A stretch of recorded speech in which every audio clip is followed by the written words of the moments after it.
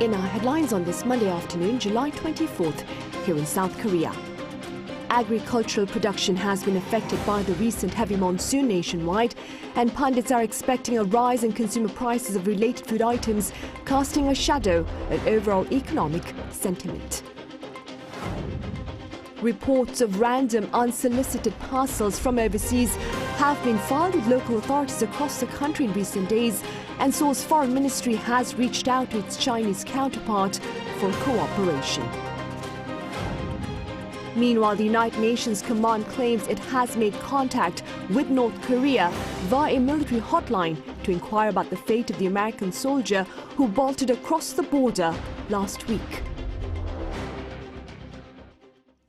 The agricultural implications of the recent torrential downpours in this part of the world and the broader economic consequences of Russia's war in Ukraine are rendering uncertain prospects of price pressures here in Korea. Our economics correspondent Arirang explains. Consumer price rises in South Korea seem to be cooling, but there could be more price volatility amid the recent torrential rainfall. According to Statistics Korea, the consumer price index for daily necessities was up 2.3%, the smallest increase in 27 months.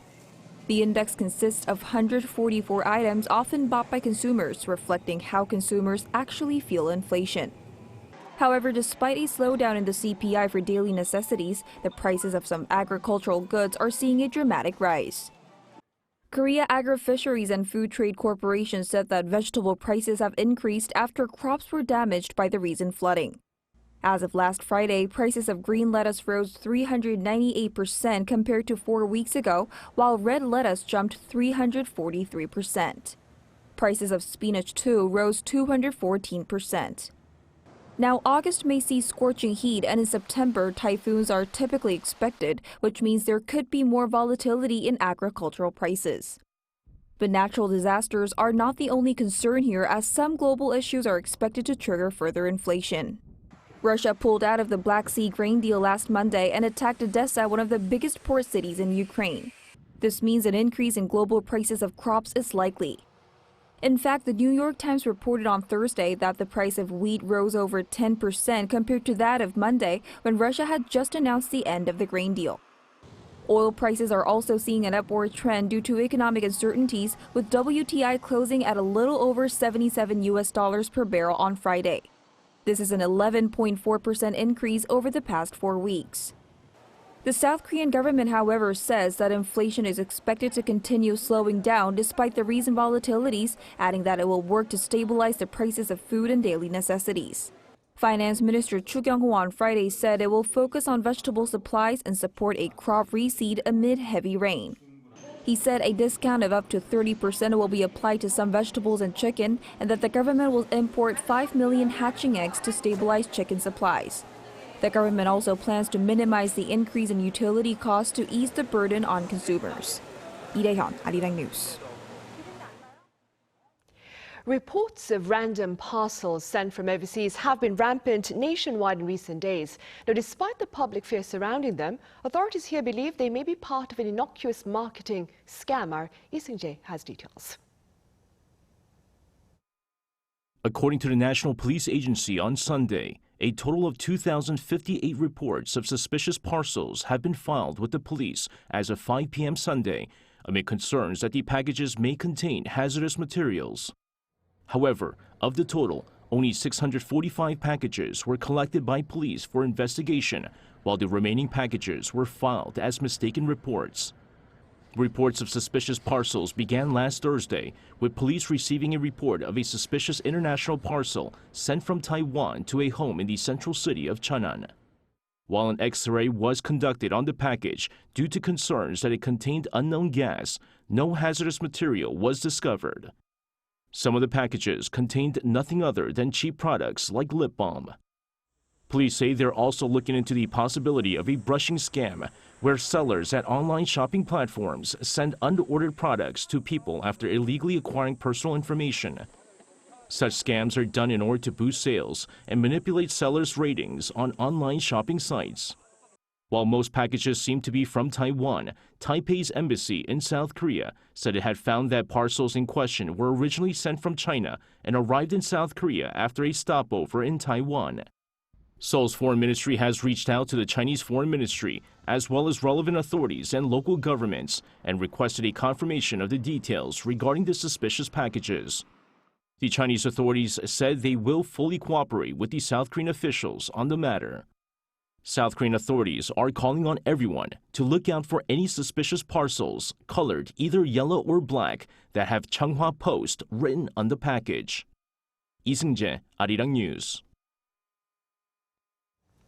In other news, while the fate of the American soldier who bolted across the border into North Korea remains uncertain, questions are being raised about monitoring practices by both U.S. Forces Korea and the United Nations Command.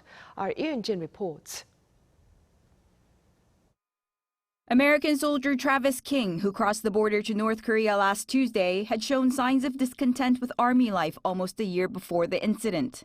He had told military officials while on duty in South Korea last September that he would not return to post or America when questioned about his absence from duty. It has also been revealed that King was known to be a flight risk months before his defection last Tuesday. According to ABC News, King had record of skipping out on his daily formation and leaving base. And in a leaked U.S. military serious incident report, the U.S. Defense Department said King was barred from leaving South Korea for 3 disciplinary incidents that occurred last year. King was detained for 47 days in a South Korean detention facility for those incidents before being released on July 10th. While the motive behind his defection remains unclear, U.S. officials added that he was facing military disciplinary action upon his return to the United States on a scheduled flight that he failed to board. This has sparked criticism within the military community that U.S. Forces Korea should be held accountable for negligence, pointing out USFK's poor handling and monitoring of service members who break the law. But also called into question was processes at the United Nations Command, the UNC, where identification check procedures are carried out for all JSA tour groups. King had joined a full-day tour group, and the UNC's identification check procedures, which are conducted prior and through the tour, were unable to identify King as a potential problem. Meanwhile, a spokesman for the U.S.-led United Nations Command said contact with the North had been made through established hotlines. He said Private King's exact whereabouts are still unknown, but stressed that communication with the North is still ongoing. He refrained from giving further details on the matter, but did say that the primary topic of concern was the welfare of the U.S. soldier. But concerns remain as the incident occurred at a time of high tension on the Korean peninsula, and while U.S.-North Korea relations remain frosty. Yoon, Arirang News. The presence of a U.S. nuclear-armed submarine here in South Korea is aimed at deterring not only threats from North Korea but also from China. Now, this is according to U.S. House Foreign Affairs Committee Chair McCaul in response to questions about the recent docking of the USS Kentucky in Busan. Speaking to ABC News on Sunday, McCaul highlighted the need for a show of strength against risks raised by Pyongyang's missile launches as well as by Beijing over Taiwan. He added the vessel's presence reminds North Korea about America's nuclear superiority and warns China of consequences in the case of a military assault. Meanwhile, top Chinese diplomat Wang Yi has reportedly proposed high-level trilateral talks including Beijing, Seoul and Tokyo. Citing diplomatic sources, Japan's Kyodo News says on Sunday, that is, Wang made the proposal during a one-on-one with Japanese Foreign Minister Yoshimasa Hayashi in Indonesia back on July 14th on the margins of the ASEAN meetings. Relevant officials in Tokyo have reportedly relayed the proposal to their counterparts here in Seoul. Also, according to Kyodo News, Japan believes China is hoping to resume three-way summit talks that last took place in December 2019.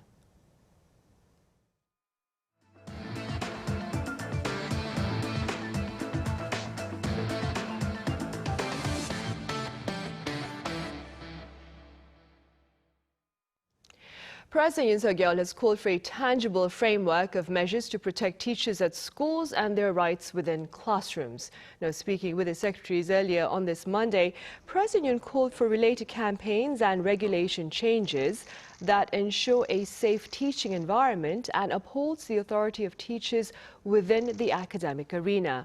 He further urged a close consultation between his cabinet and local officials, as well as ruling party lawmakers, to root out regulations deemed unreasonable. President Yoon's latest call follows the shocking suicide of a teacher in her classroom last week. Safeguarding the interests of teachers has been one of the Yoon administration's goals, and a related amendment reflecting this intention was passed late last year. In other news, Korea and Indonesia are set to strengthen cooperation on electric vehicle and battery production. So says the Trade Ministry here, adding that top economic delegates of the two countries met in Seoul on this Monday and agreed to expand joint efforts on EVs and batteries for a greater share of the global market. In particular, the two countries will boost investment to bolster the supply chain of key minerals used to produce batteries such as nickel. They will also strengthen cooperation in next-generation energy sectors such as battery recycling and small modular reactors. On a light note now, Naver Webtoon's Lore Olympus has won the Eisner Award for Best Webcomic for the second year in a row. According to Naver Webtoon, this is the first time that a webcomic has secured this honor consecutively since the Best Webcomic category was established in the year 2017.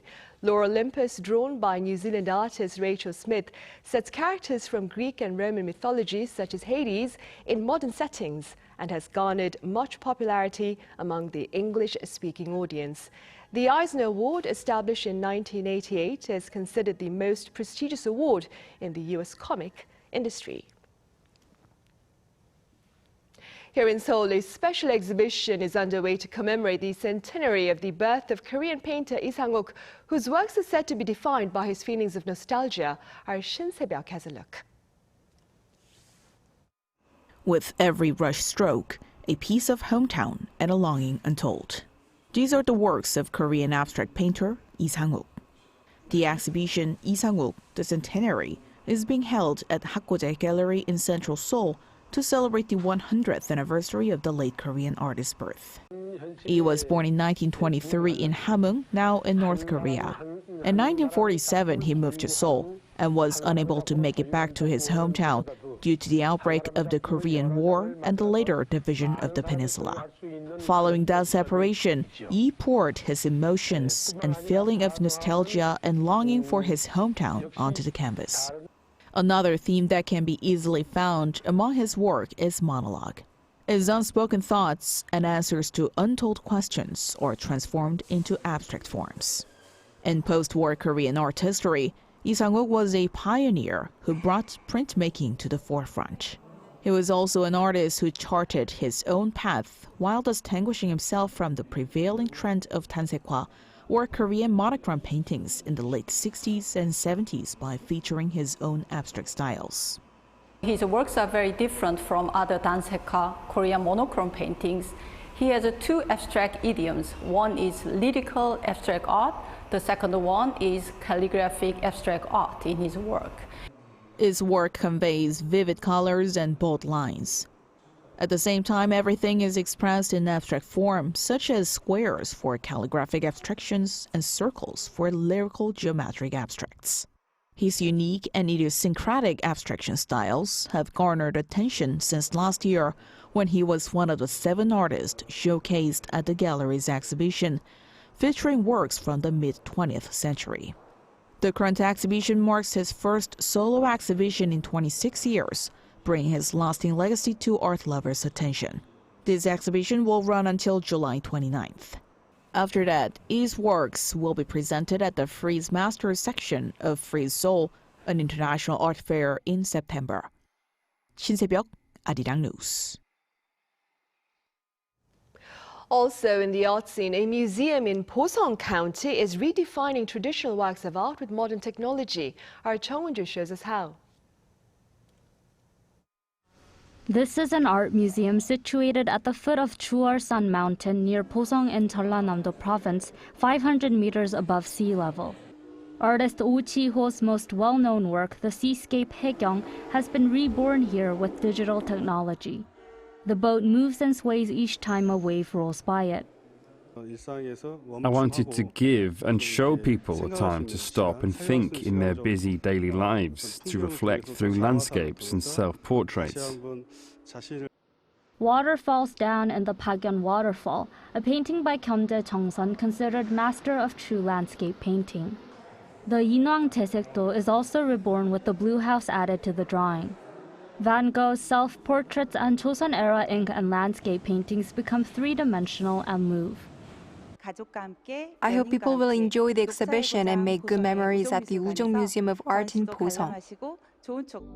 South Korea's media art also recently played a part in the Korea Travel Fair held in London, England, to mark the 140th anniversary of diplomatic ties between South Korea and the UK. The world's largest high-resolution LED screen colorfully decorated the cultural space in London. The floating population here is over 70,000. We had an exhibition here at the Outnet London to showcase works that reinterpret Korea's beautiful landscapes, culture and art as media art. Ujong Museum of Art's media art exhibition will be held until the end of August. Jung Eun-ju, Arirang News. Meanwhile, Korea's city of Boryeong this year as well is keen to show us why playing in the mud is indeed worth the mess. My colleague Song Yoo-jin was there. Boryeong. Millions gather in summer at the city's Daecheon Beach for the now famous Mud Festival. The festival originally started small in 1998 as part of the city's efforts to promote its mud-related businesses like cosmetics. Boryeong sea mud is renowned for being rich in minerals that are great for the skin. But over the years, it's grown into one of the most well-known and cherished summer festivals in Korea, attracting more than 46 million people over the past 25 years. And it's back at full scale for the first time since 2019, before the pandemic. This year, we extended the festival period from 10 days to 17 so that more people can stop by and enjoy our festival. All of its regular attractions are back, like this giant mud pool where you can dance and have a mud fight. So besides the giant mud pool, there are a lot of ways to enjoy the mud here, like this.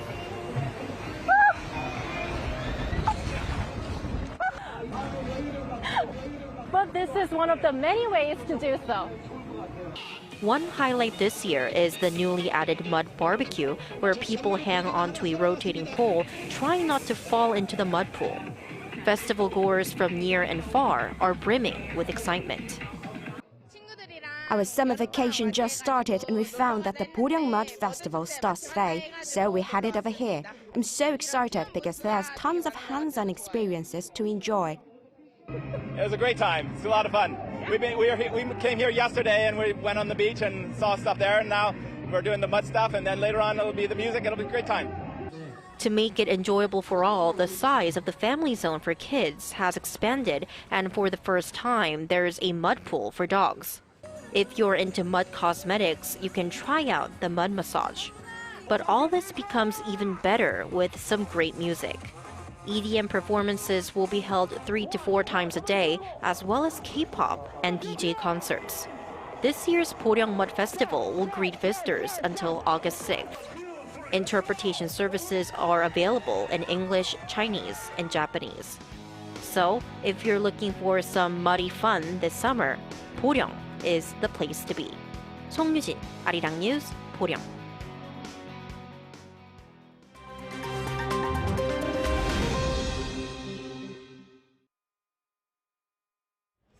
Let's take a look at what's going on in the world now.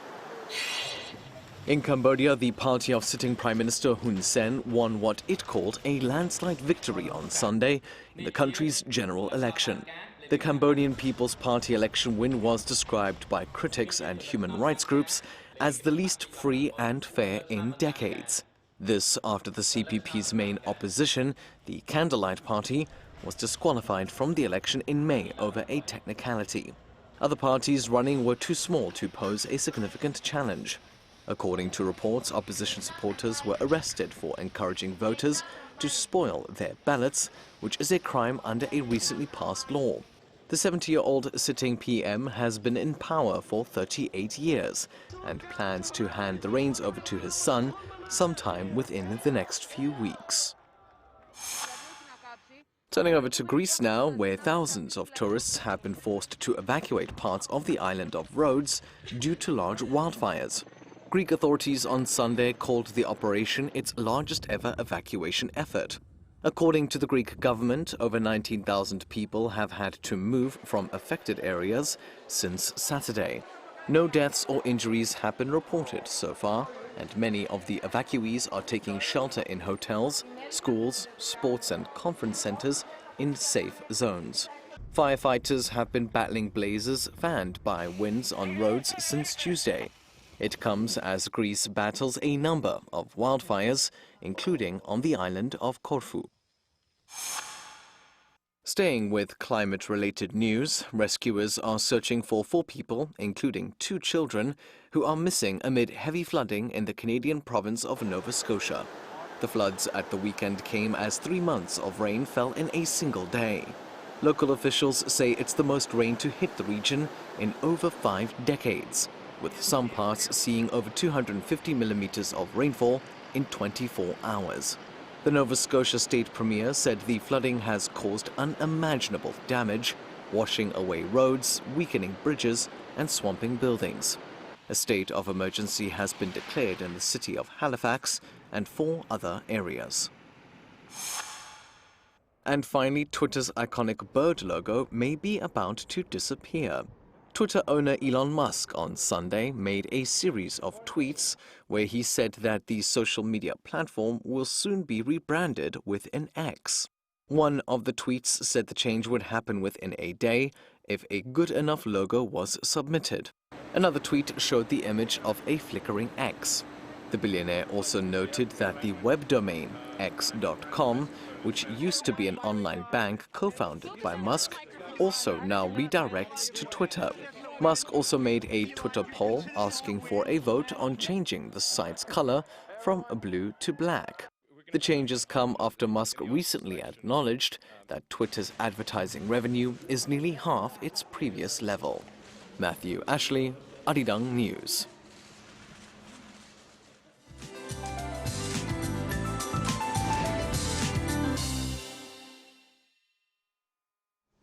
Good afternoon. Thick rain clouds are covering southern provinces, and they dropped heavy showers of 30 to 40 millimeters an hour along the coast of Jeollanam-do province earlier in the day. Jeollado provinces could see up to 100 millimeters into Tuesday. The rest of the south will see 60 to 80 millimeters. Meanwhile, the capital area is forecast to see rain mainly on Tuesday.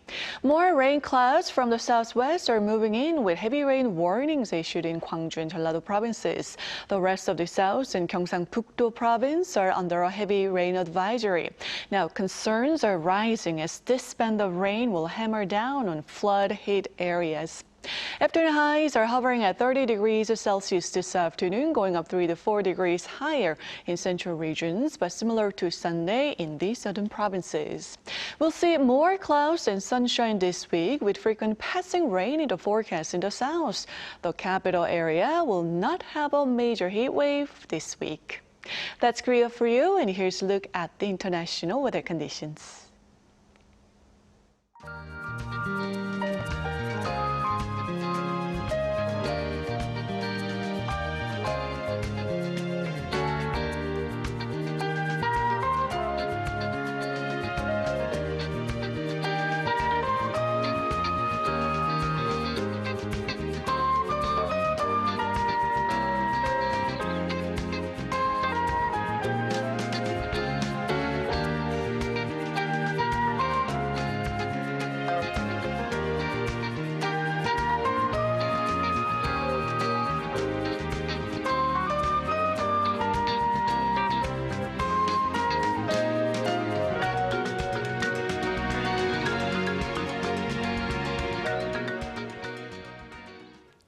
And that ends our Monday afternoon newscast. But do stay with us for our panel session coming up next. Thank you for now.